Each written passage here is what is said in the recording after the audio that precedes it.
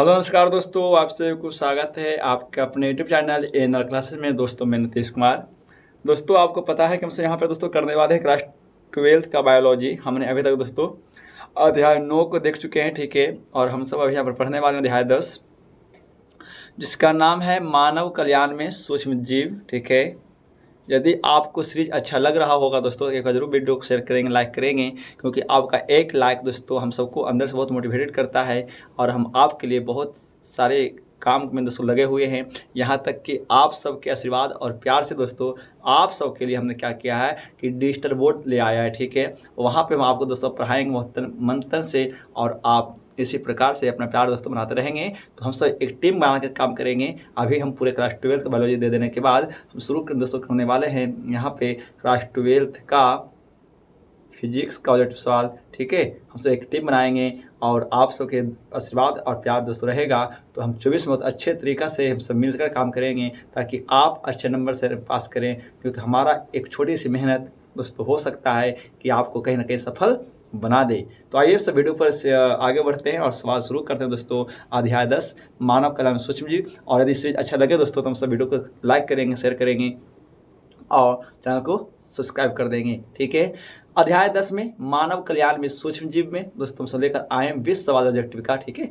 जो इंपॉर्टेंट होगा हम वो सवाल को देखने वाले हैं यहाँ पे, जो बहुत ज़्यादा इंपॉर्टेंट दोस्तों होता है, ठीक है।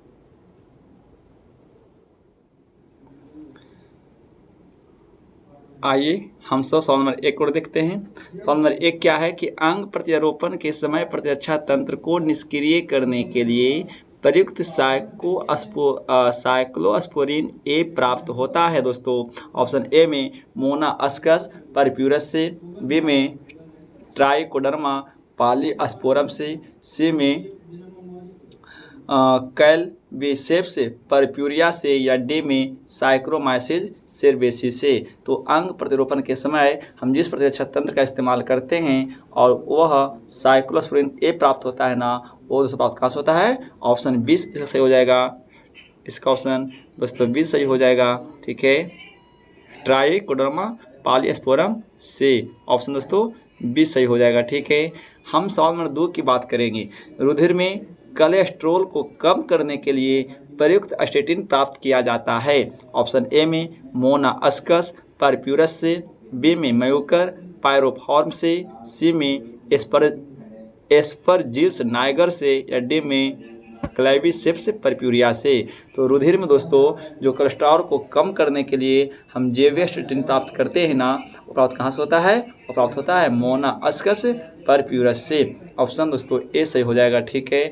यदि हम यहाँ पे सवाल नंबर 3 की बात करेंगे, सवाल 3 की दोस्तों बात करेंगे। सवाल 3 क्या कहता है कि किण्वन प्रक्रिया में प्रयुक्त होने वाला एक कोशिकीय सूक्ष्मजीव कौन सा है। यानी हम दोस्तों यहाँ पे जो किण्वन की प्रक्रिया जो करते हैं और हम उसमें एक कोशिकीय जो भी सूक्ष्मजीव का इस्तेमाल करते हैं वो कौन सा है। ऑप्शन ए में प्रोटोजोआ, बी में ईस्ट, सी में एनाबिना, या डी में नोस्टाक। तो किण्वन की प्रक्रिया में हम जो भी एक कोशिकीय सूक्ष्मजीव का इस्तेमाल करते हैं वह है ईस्ट। ऑप्शन 20 सही हो जाएगा दोस्तों। सवाल नंबर 4 की बात करेंगे।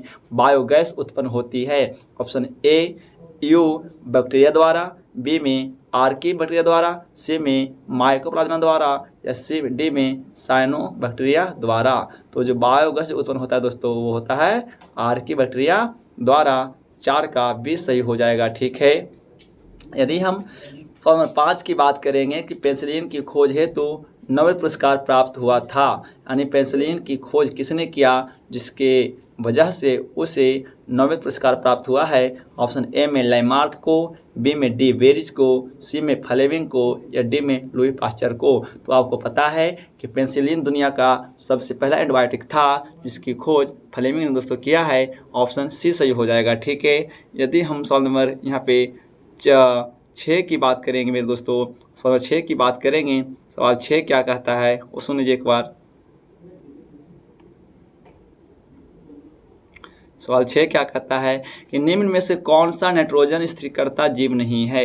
निम्न में से कौन सा नाइट्रोजन स्थिरकर्ता जीव नहीं है। ऑप्शन ए में एनाबिना, बी में नोस्टाक, सी में एजोबैक्टर, डी में स्यूडोमोनास। तो कौन सा नाइट्रोजन जो है स्थिरकर्ता जीव नहीं है वह है दोस्तों यहाँ पे स्यूडोमोनास, ऑप्शन डी सही हो जाएगा। ठीक है, सवाल नंबर 7 बहुत इंपॉर्टेंट होगा। लैक्टिक एसिड बैक्टीरिया द्वारा दूध से दही के परिवर्तन में किस विटामिन की मात्रा में वृद्धि होती है? ऑप्शन ए में विटामिन सी, बी में विटामिन डी, सी में विटामिन B12 या डी में विटामिन ए। तो लैक्टिक एसिड बैक्टीरिया के द्वारा जो दूध से जो दही प्राप्त होती है ना, और उसमें जो विटामिन की जो मात्रा वृद्धि होता है दोस्तों, वो है विटामिन B12, ऑप्शन सी सही हो जाएंगे दोस्तों। ठीक है, यदि हमसे यहाँ पे सवाल नंबर 8 की बात करेंगे दोस्तों, सवाल नंबर 8 की बात करेंगे, सवाल 8 क्या कहता है? बहुत इंपॉर्टेंट सवाल 8 जो है कि अपशिष्ट जल की BOD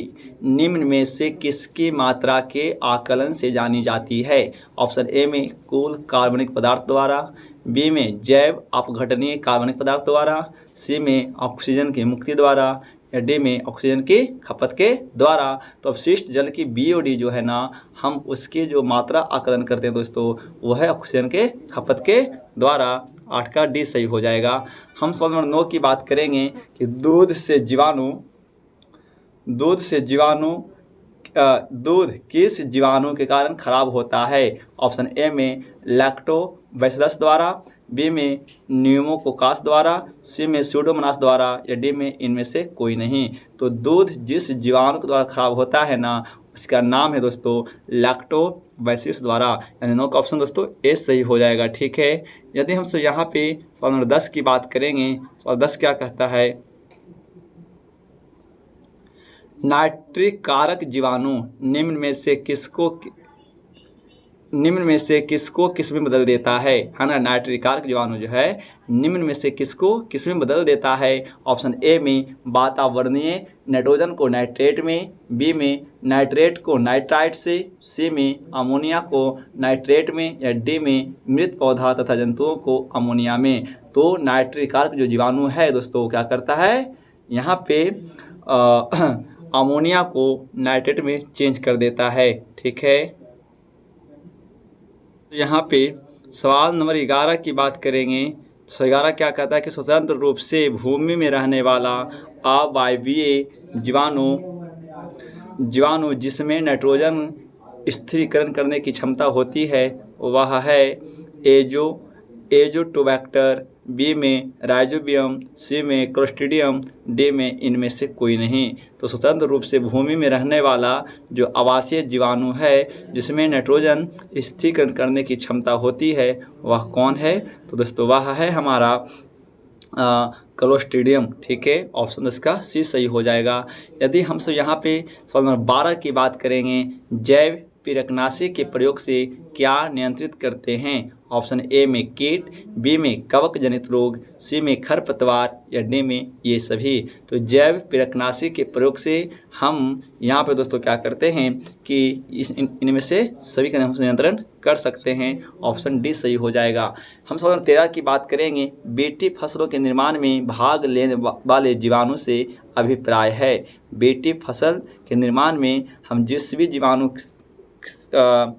को भाग लेता है वो कौन सा है? ऑप्शन ए में बैसिलस ट्यूबरकुलोसिस, बी में बैसिलस थ्यूरिजिएंसिस, सी में बैसिलस टाइफाइड्स या डी में इनमें से कोई नहीं। तो दोस्तों सर जो बेटी फसलों के निर्माण में जिस जीवाणु का इस्तेमाल करते हैं वह हमारा है यहाँ पे बैसिलस थ्यूरिजिएंसिस।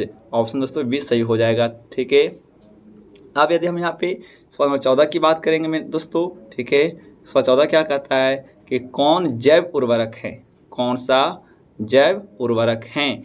ऑप्शन ए में माइकोराइजा, बी में साइनोबैक्टीरिया, सी में जीवाणु या डी में इनमें से सभी। तो कौन सा जैव उर्वरक है दोस्तों? वह है हमारा इनमें से सभी जो है ना, वो क्या है? जैव उर्वरक हैं। हम सवाल नंबर 15 की बात करेंगे, बीटी कॉटन किसके लिए प्रतिरोधी है? ऑप्शन ए में कीट, बी में खरपतवार, सी में लवण, डी में सूखा। तो बीटी जो कॉटन है दोस्तों यहाँ पे कीट का प्रतिरोधी होगा। ऑप्शन ए सही हो जाएगा। ठीक है, यदि हम दोस्तों यहाँ पे सवाल नंबर 15 की बात के बाद हम सवाल 16 की बात करेंगे मेरे दोस्तों। ठीक है, सवाल 16 क्या कहता है? सवाल 16 है कि गोबर गैस का उत्पादन करने वाला जीवाणु कौन सा है? ऑप्शन ए में नाइट्रोबैक्टर, बी में मैथेनोबैक्टीरियम, सी में लैक्टोबैसिलस, डी में एसिटोबैक्टर। तो जो गोबर गैस का जो उत्पादन करने वाले जो सूक्ष्म जीव हैं, जो जीवाणु दोस्तों, वह है कौन? मैथेनोबैक्टीरियम। ऑप्शन बी सही हो जाएगा इसका। ठीक है, हम सवाल नंबर 17 की बात करेंगे कि सर्वप्रथम खोजी गई एंटीबायोटिक कौन सा है? ऑप्शन ए में पेनिसिलिन, बी में इरिथ्रोमाइसिन, सी में एम्फोटेरिसिन, डी में क्लोरेमेफेनिकोल। ठीक है, तो जो सर्वप्रथम दोस्तों जो एंटीबायोटिक खोजा गया था वह है यहाँ पे पेनिसिलिन। और याद रखिएगा आप कि पेनिसिलिन का खोज किसने किया है? फालेमिंग ने किया है, जिसकी वजह से फालेमिंग को नोबेल पुरस्कार भी मिला है।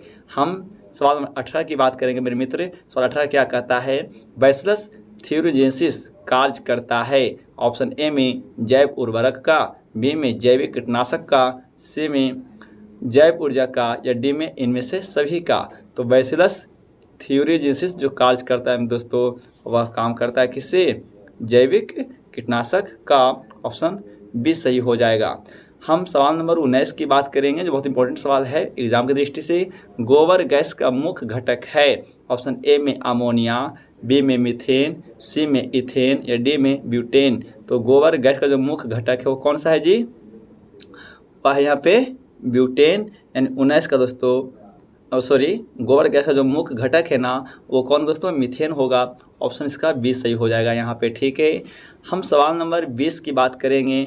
तो दूध को दही में बदलने वाले जीवाणु का क्या नाम है? ऑप्शन ए में लैक्टोबैसिलस, बी में मैथेनोबैक्टीरियम, सी में आर्किबैक्टीरिया, या डी में इनमें से कोई नहीं। तो दूध को दही में जो जीवाणु बदलता है ना, वह कौन है? वह है लैक्टोबैसिलस। ऑप्शन दोस्तों ए सही हो जाएगा। तो यह मेरे मित्र, यह अध्याय 10 का कुल 20 ऑब्जेक्टिव सवाल हमने देखा, जो उम्मीद होगा कि अच्छा लगा होगा। यदि सीरीज अच्छा लगा होगा दोस्तों, तो आप लाइक सब्सक्राइब जरूर करेंगे और एक बार वीडियो को उन मित्रों को शेयर कर देंगे ना जो 2024 में बच्चे एग्जाम देने वाले हैं दोस्तों, क्योंकि हो सकता है कि आपके एक छोटे से प्रयास से उन मित्रों का भी शेयर नंबर अच्छा आ सकता है। जय हिंद, वंदे मातरम। तब तक के लिए नमस्कार, मिलते हैं कल के क्लास में। थैंक्स, सुबह से जुड़े रहिए एन आर क्लास के साथ। जय हिंद, वंदे मातरम।